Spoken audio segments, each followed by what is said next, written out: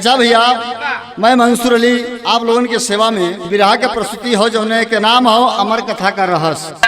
अमर कथा का रहस्य मृत लोक में नारद जी भ्रमण करत करत कैलाश पे जाके पधरल। कल भगवान शिव और माँ सती से मुलाकात कर चली।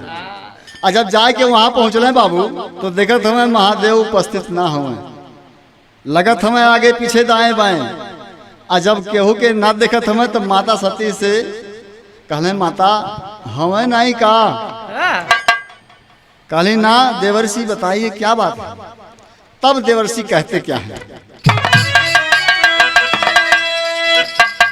कहे माँ सती से मुनीश्वर बिहस कर, अमर है जगत में सुनो गंगाधारी। खुल गया राज पर कोई जाना नहीं, ना तुझे कुछ पता है ये मतवा हमारी। गौर करके जराई से पूछो यही, है गले मुंड मालाई के करह डारी। घरे ध्यान से माँ सती शिव से पूछे, कथन कवि कोमल कर के स्वर्ग सिधारी।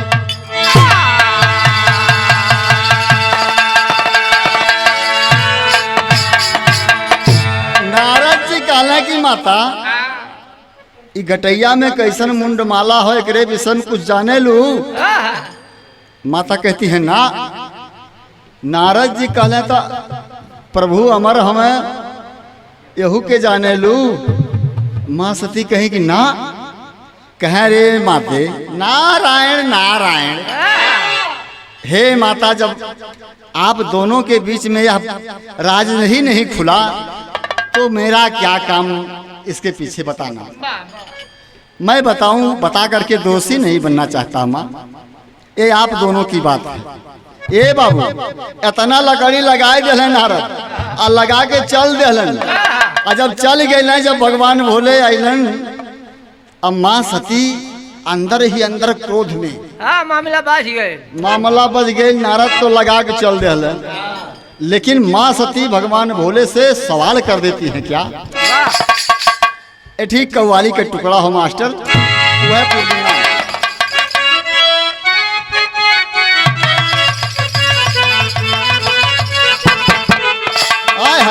कि बस एक औरत दुनिया है। अरे बस एक औरत दुनिया है इसी संसार के नीचे।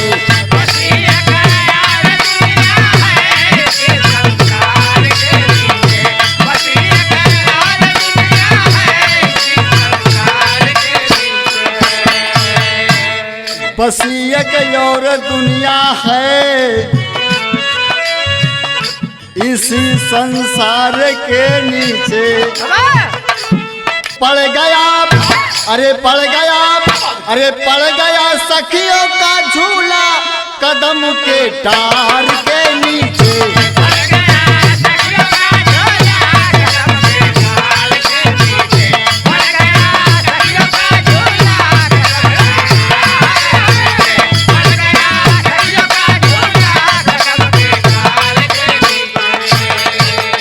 यह अंदाज हो। लेकिन माँ सती कहती हैं कि स्वामी एक बात ध्यान से सुन ला, कि नहीं भाता मुझे स्वामी, नहीं भाता मुझे स्वामी, गले का मुंड माला है।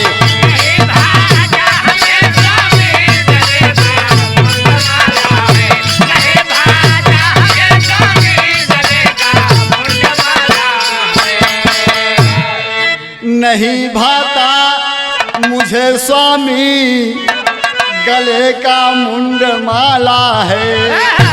अरे गले का मुंड माला है। अरे बढ़ाता, अरे बढ़ाता बढ़ाता दर्द है दिल को, ये कैसा रोग पाला है।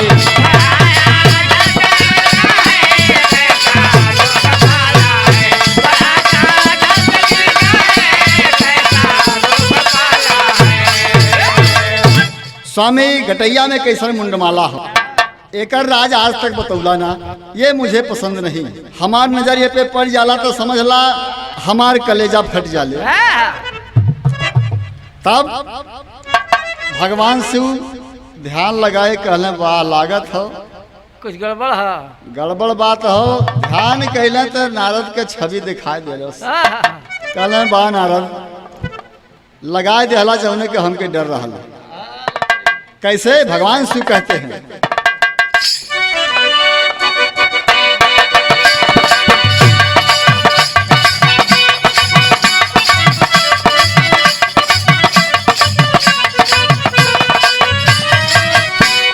सती की बात सुन के, सती की बात सुन के शिव जी मुस्कुराए हैं, सती की बात सुन के शिव जी मुस्कुराए हैं, रहस्य मुंड माला का तब बताए हैं।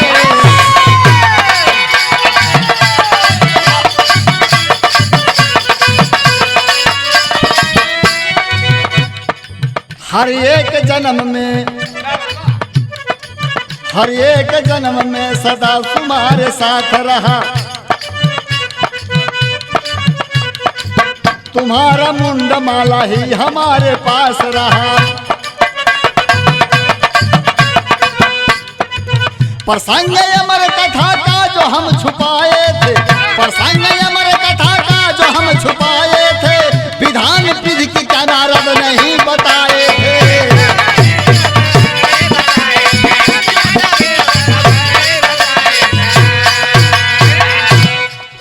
देखल नारद के चरित्र दिखाए पड़ल। कहले सती सुना नारद जी आयल रहलन का, नारद जी आयल रहलन। कहले फिर का भाई अगर पुत्र माता के पास आ जाए तो कोनो दिक्कत हो? कहे दिक्कत ना हो, लेकिन पुत्र जो है कौनो काम सीमा से बढ़ के जब कर दिए तो दिक्कत है। तो कहें कि ठीक है नारद जी अगर इतना बतला ही दिए तो क्या विधान विधि की नहीं बतलाए? ये विधि की विधान है। माँ सती कहती है स्वामी एक काम करा, सब कुछ जायदा लेकिन हमहू के अमर कैदा, हमहू के अमर कैदा। स्वामी भगवान शिव कहते हैं सती देखो ये विधि की विधान है, जो ये धरती पे आयल बा ओके जाएगा। अगर सब अमर हो जाए तो फिर तो दुनिया का विनाश है। लेकिन माँ सती यहाँ जिद ठान लेती है, भगवान भोले को मजबूर कर देती है। यहीं पे तर्ज है मास्टर।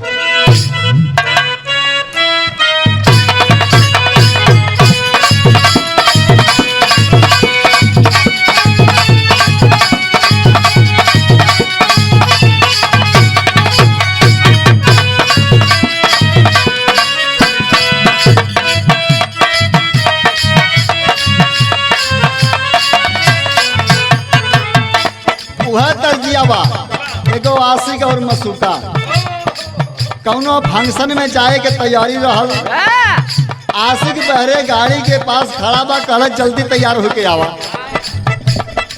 अब समय काफी होए लगे, बेचारा चाबी लेके कभी ओसारी में जाता कभी गाड़ी के पास आवता।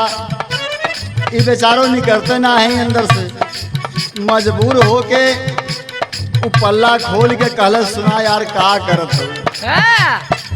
कैसे कहा था बाबू?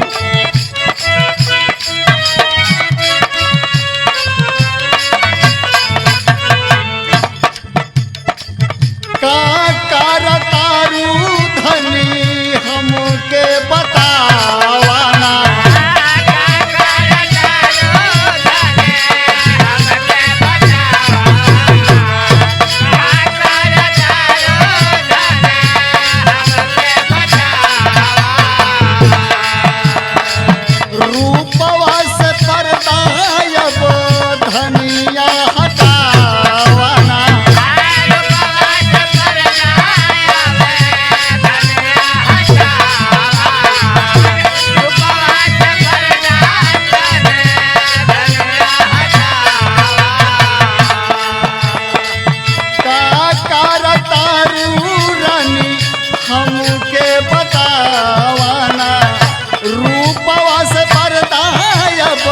धनिया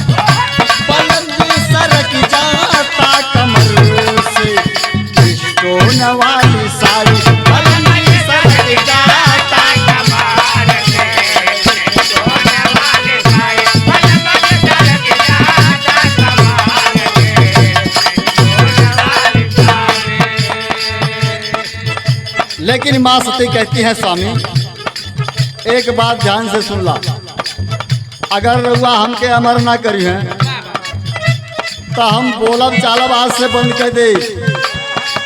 रउआ भीतर रही है तो बाहरे चली आई और बाहर रही है तो भीतर चल जाई। का काली भैया ओए हो भगवान से कहला देखा सती जिद जनी करा। सुना जानम मरण सती विधि का विधान बा।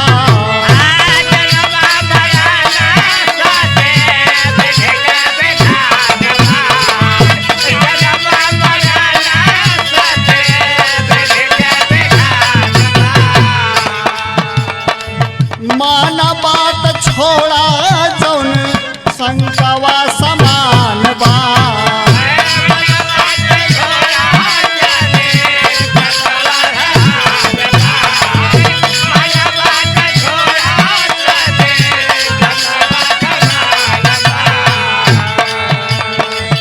जानम मरण सती विधि का विधान बा। माना बात छोड़ा जौन शंकवा समान बा।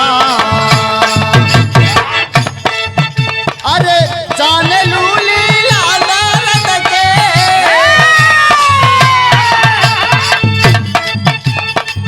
जाने लूली लालरत के झगड़ा के लगाई।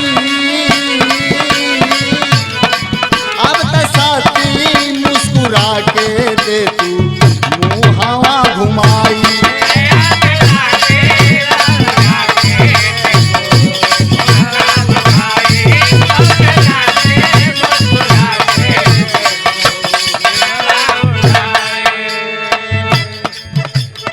भगवान शिव कहले रे नाहके नाराज बाड़ू, अरे अब से तो प्रेम से बोल दा और आंख में आंख मिला के बात करा।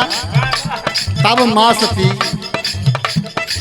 अपने मुखमंडल को जब घुमाती है बाबू तो आंखों से झर झर झर झर आंसू से तर हैं और भगवान शिव को कोसती हैं। कहती है सुना हमरा के तू भूलैला हो स्वयं अमर हो गईला हो।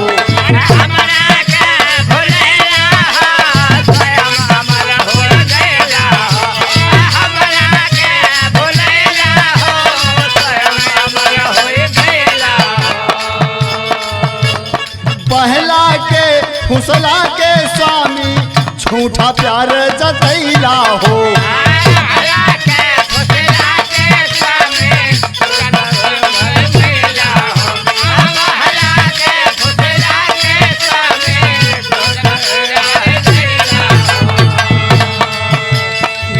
कहती हैं हमारे संग छल भइल बा, आखिर हम आपके अर्धाग्नि है तो इतना बड़ा राज छुपैला काहे के। सुना हमरा के तू भूलैला हो स्वयं अमर हो गईला हो। पहला के फुसला के स्वामी झूठा प्यार जतैला हो। अरे सुन सुन के बात शंभु के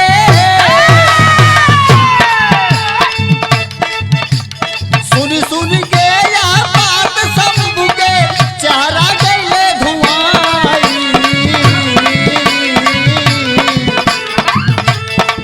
अब तो सती मुस्कुरा के दे तू मुहावा घुमाई।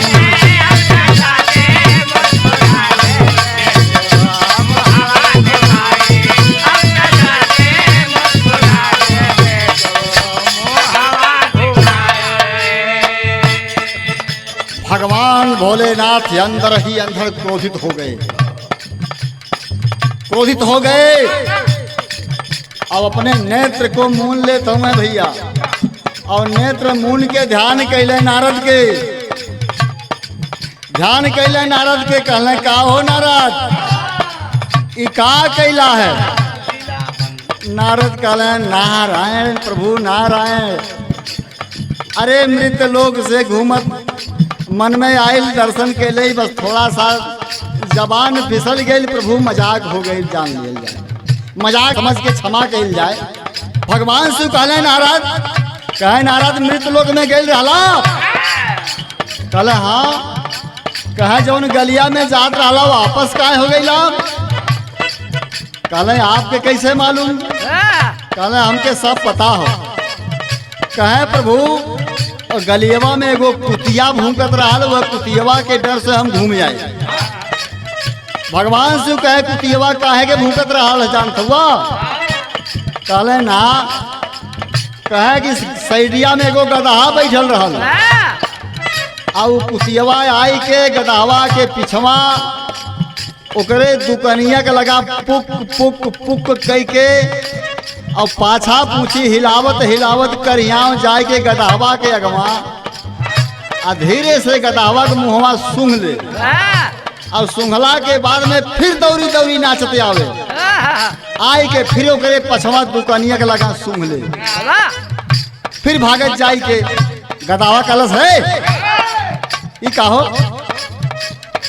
ई कौन तोहरा आदत हो? खाली सूंघत हवा।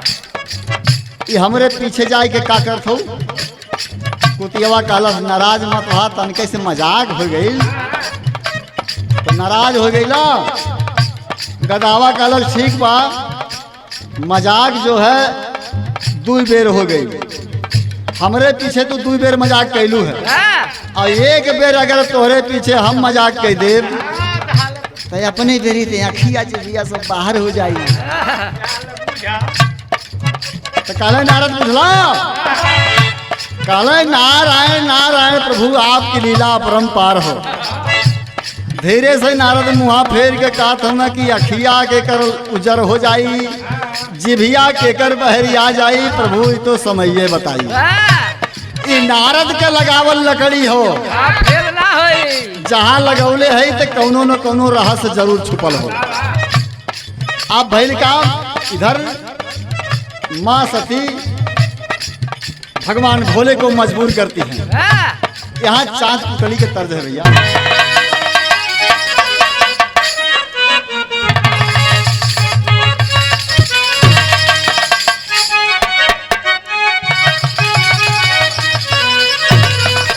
वह अंदाज हो, अरे हुसैन गर्दन, अरे हुसैन गर्दन कटाया न होता, अरे इस्लाम दुनिया में आया न होता।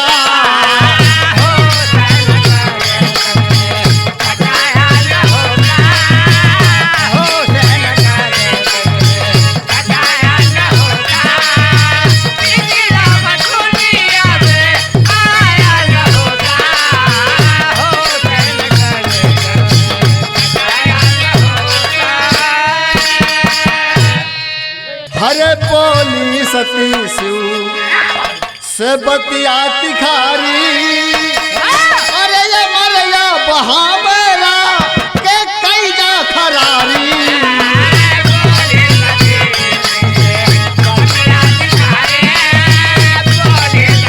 सही हो सही हो।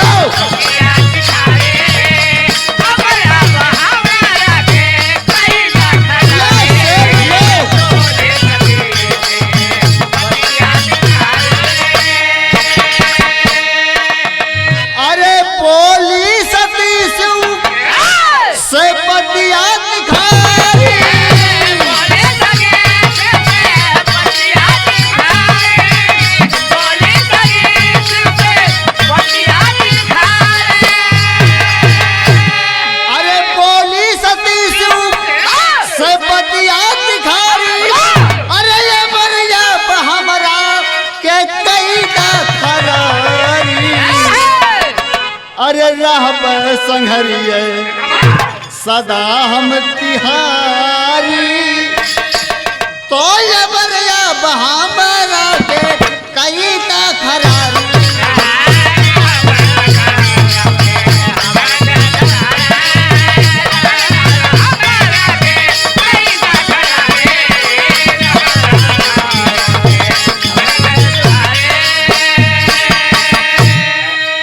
स्वामी ई बार बार जन्म ले और मुई जाई हमरा से ना हुई। रउआ अमर हमें तो हमू अमर कह दें। अपने बराबर करी। ए बाबू, यहाँ पे भगवान शिव एक पत्नी के सामने इस समझ लग घुटने को टेक देते हैं, मजबूर हो जाते हैं, लाचार होकर के कहते हैं ठीक बा भाई, अब तक कुछ को रहे के पड़ी। यहाँ भी रहा के लाइन है मास्टर।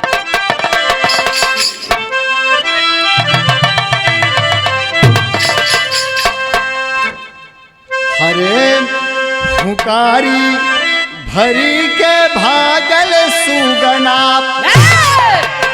अरे हुकारी भरी के भागे हो हुकारी भरी के भागल सुगना, हामी भरे सुगनमा बसैलिया डारी, अरे हो डारी, अरे हो डारी।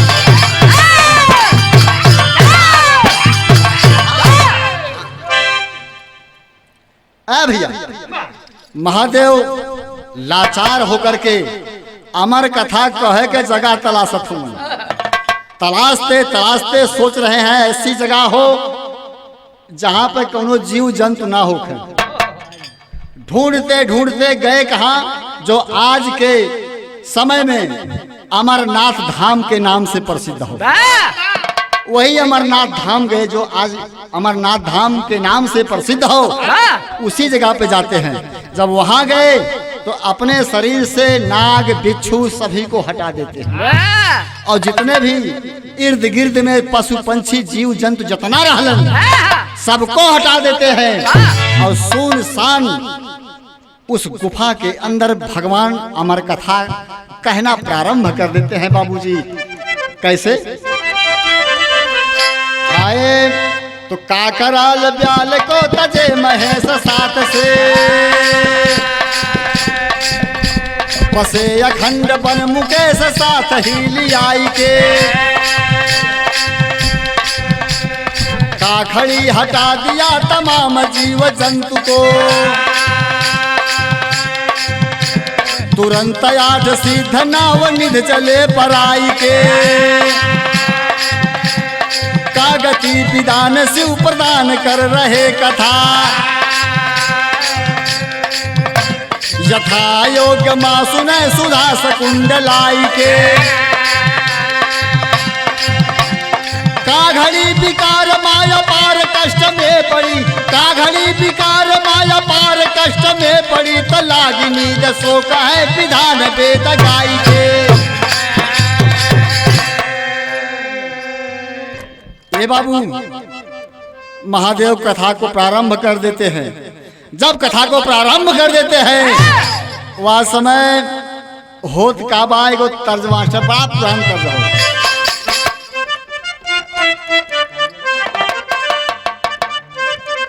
वह हो इस सन 87-88 में बड़ा झूम के चलत रहा। ये हमरे गुरु त्रिलोकी बड़ा झूम से गाँव है, और मास्टर शिव पूजन जी बड़ा लहा के गाँव है।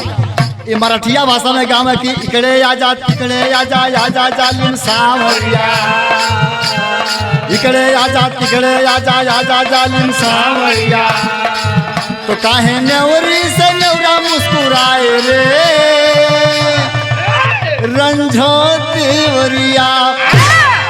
यह अंदाज रहे। लेकिन यहाँ गीत के लाइन हो, अरे शिव जी कहे सती सुनो संग मोरी बावरिया, शिव जी कहे सती सुनो संग मोरी बावरिया, तो कहे शिव जी अमर कथा के सुनाई रे, तो कहे शिव जी अमर कथा के सुनाई रे मोरी बावरिया।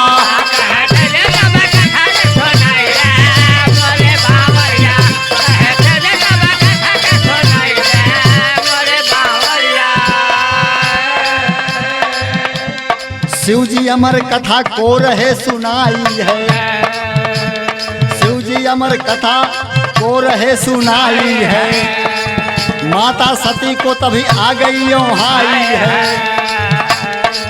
वृक्ष में लिखा एक खोड़ देखा ला भाई, उसी में पड़ा था एक अंडा निराला भाई,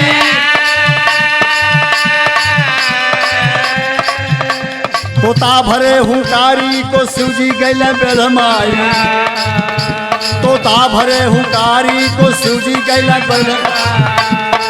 तो काहे शिवजी नयनवा घुमाई रे, काहे शिवजी नयनवा घुमाई रे, बाकी बावरिया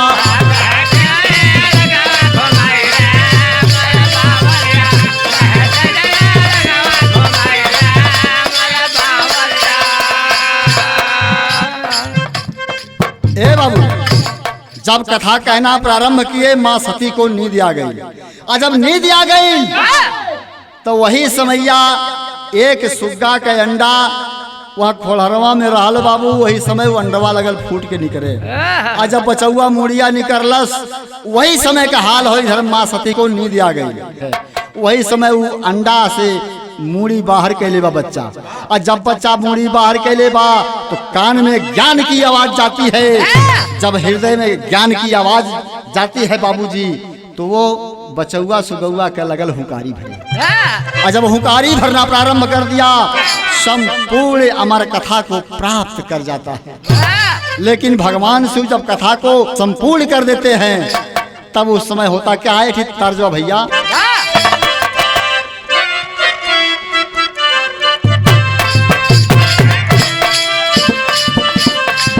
वह पाली उम्र कमर लचकनिया,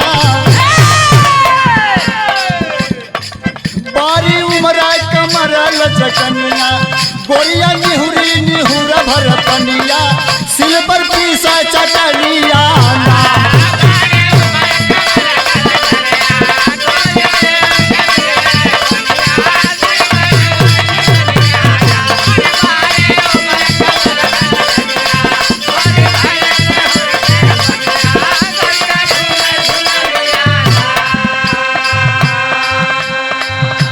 लेकिन बाबू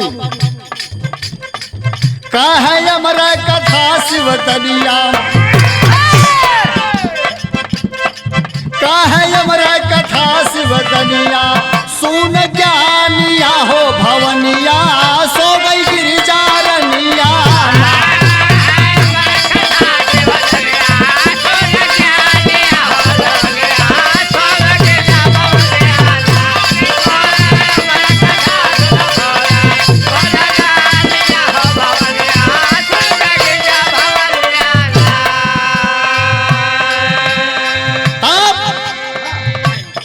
जब भगवान शिव का ध्यान टूटा, जब ध्यान टूटा तो भैल का अरे 14 ज्ञान के सभी लोग,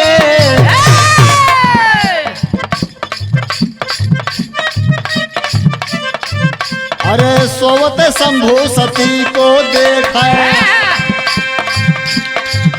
देख करत डाल पर सुगना, देख करत डाल पर सुगना, ऊ भजानिया हो भवनिया, सो गई गिरिजा रनिया।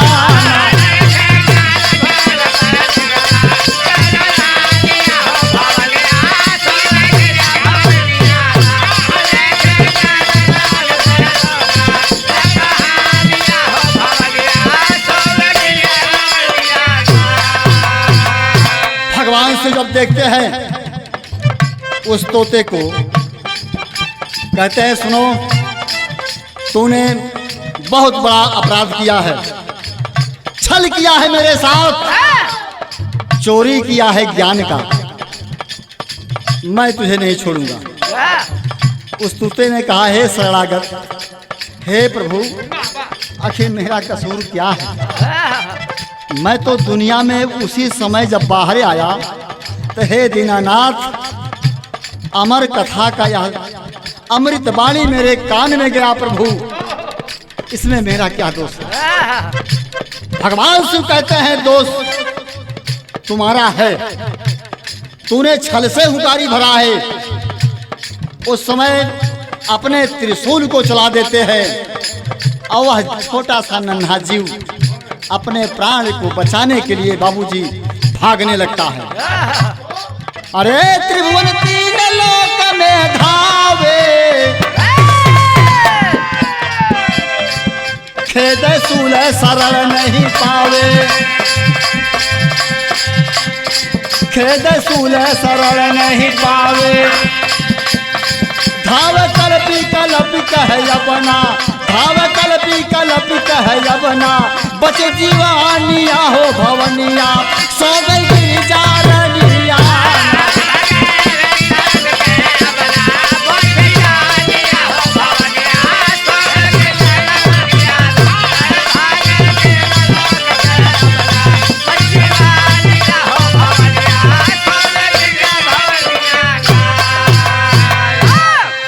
जब भगवान शिव अपने त्रिशूल को चला देते हैं बाबूजी, आगे आगे तोता और पीछे पीछे त्रिशूल, ओकरे पीछे में महादेव चल दिलन। कहले चला मम्मा जइबा आज तू कहाँ, आज बिना मोबाइले छोड़ब ना। अब वो पंछी आगे आगे भाग रहा बा, यहाँ पापड़ के लाइन हो।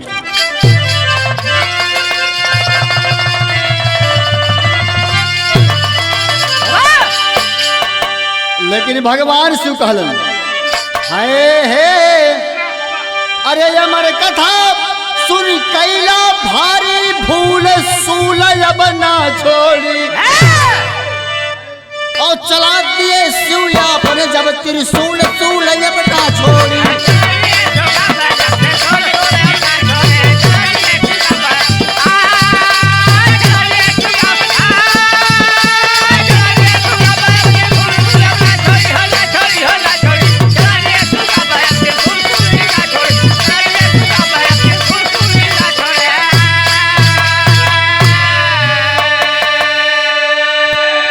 ए बाबू तीनों लोक में सुगना भर में कहीं शरण न पाया हो, लाचार हो के मृत लोक में फिर लौट के आया हो।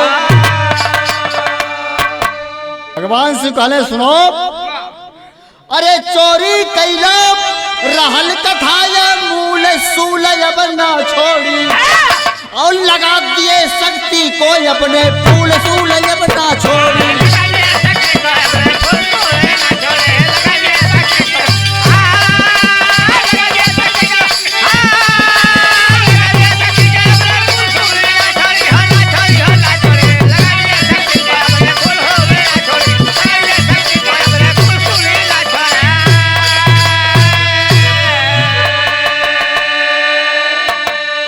ए बाबू तीनों लोक में भ्रमण करके सुगना को कहीं शरण नहीं मिला, लाचार होकर के फिर बेबस होकर के मृत लोक में आया।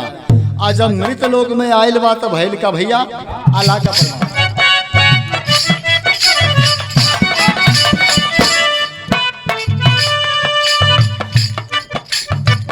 जैसे हो सरफवा पीने, अरे जैसे हो सरफवा पीने मालिया के तारे पे,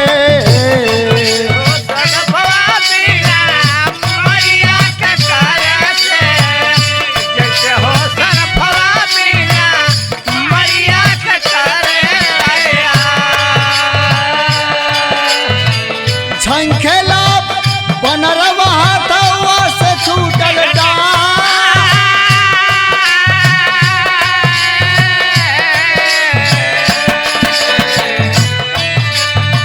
वैसे शिव कसूल वही, वैसे शिव कसूल वही, सुगनवा का खेत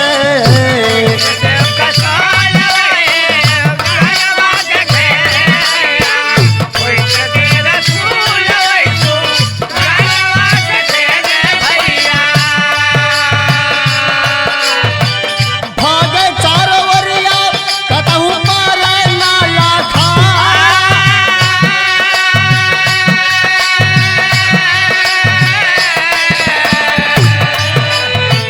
कारता तबे से रहली, कारता तबे से रहली, व्यास के गुजरिया।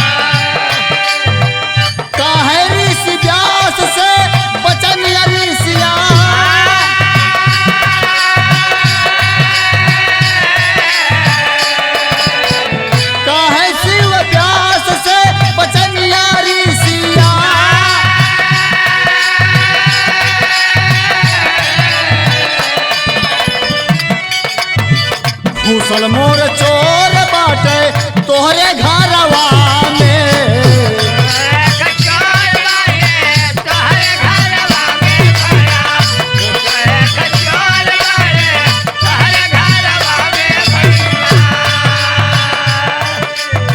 खाना तेरे सूलई दुवरिया दबा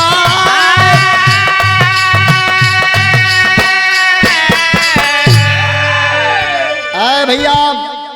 वह सुगना भागते भागते भागते भागते जब मृतलोक में आया है, जब वह तोता शरण कहीं नहीं पाया, व्यास ऋषि के पत्नी पूजा पाठ में लीन थी और अचानक जमुआई आई गई। और वही जमुआई जब आई तो छोटा सा नन्हा सा फूल बन करके समा गया। जब शरीर में समाई गई सुगा, ढूंढते हुए भगवान शिव का दिव्य त्रिशूल जाके खड़ा हो गया। पिछले से भगवान शिव बोलन कहले कि हे ऋषिराज, आपके घर में मेरा चोटा घुसा हुआ है, मेरे चोटे को बाहर निकालो अन्यथा ठीक नहीं होगा। ऋषिराज कहले हे प्रभु। व्यास ऋषि कहे हे नाथ कैसन चोटा हमके तो नहीं मालूम। कहे नहीं मुझे सब मालूम है, मैं अभी चाहूं तो उसको तहस नहस कर दूं, लेकिन आपका इजाजत चाहिए। व्यास ऋषि कहले आखिर भइल का, तो भगवान शिव लगले बतावे।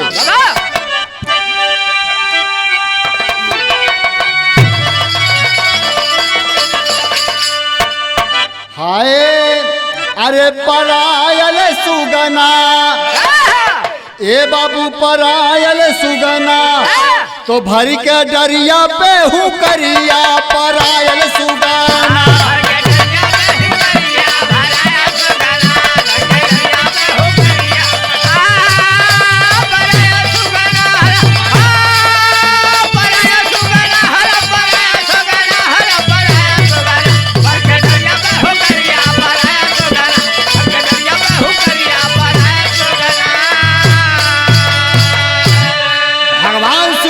हे ऋषिराज, वन अखंड में अमर कथा हम रहे सुनावत ज्ञानी।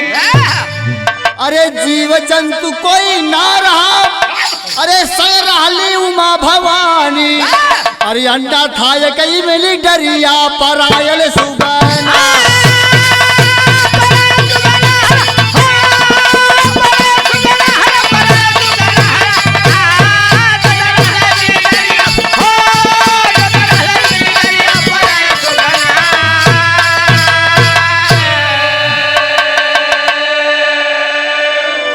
ऋषिराज लगल हंस, कहला धन्य है प्रभु, आप का दिमाग कहाँ गइल बा।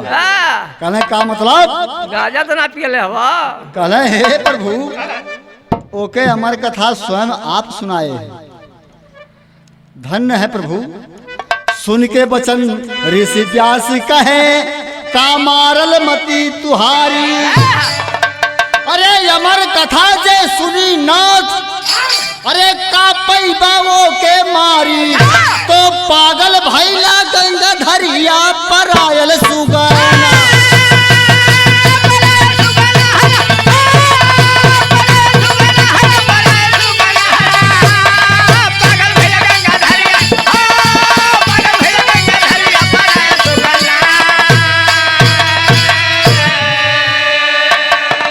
कहे धन्य है प्रभु जेके स्वयं आप अमर कैले हवा, या धरती पर क्यों पैदा भइल बा ओके मारे वाला। कहाँ कहाँ भटक रहे हैं प्रभु। फिर भगवान शिव ध्यान कैले का नारद, कहले नारायण प्रभु नारायण। कहले जौन कैला तौन ठीक कैला। कहले हे प्रभु कहा कैल जाए, विधाता को यही मंजूर है। तब हार मान चल दिए वहां से बैले के चढ़वैया। ये बाबू तासे सुतबे सुखद देव, अरे तू कर लगा और मोरे भैया। अरे सारे वेदन के पुजरिया परायल सुगना।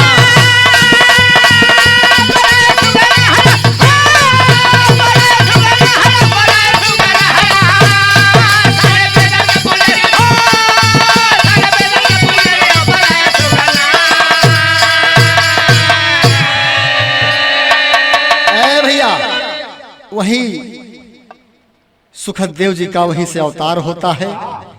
जो सारे वेदों का ज्ञान था उन्हें, ऐसा ज्ञानी न आज तक क्यों भैल न हुई। तो अंतिम प्रमाण है कि राम हित गुण त्रिलोकी बसे स्वर्ग में जाई। कवि किशोर शिव पूजन संग में हरे तुलसी राम हर साई हो।